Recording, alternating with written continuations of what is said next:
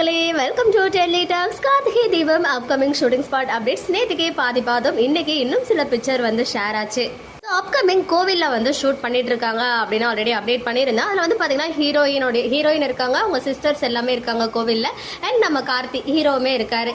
But unexpected twist என்ன அப்படின்னு பார்த்தீங்கன்னா, அபிராமி அம்மாவுமே சேம் லொக்கேஷன்ல இருந்து பிக்சர்ஸ் வந்து கிடைச்சிருக்கு. ஸோ அபிராமி அம்மா பார்த்தீங்கன்னா நேற்றுக்கு காமிச்சிருந்தாங்க கார்த்திகிட்ட கால் பேசுகிற மாதிரி. அப்போ வந்து சைடில் நம்ம ஹீரோயின் பேசுகிற விஷயத்தையும் அவங்க காதால கேட்குற மாதிரி இருக்கும். யாரு அப்படின்லாம் விசாரிப்பாங்க. அவங்க 4 டாட்டர்ஸ் பற்றியுமே வந்து கார்த்தி டீட்டெயிலாக சொல்லுவாங்க அவங்க அம்மா கிட்ட.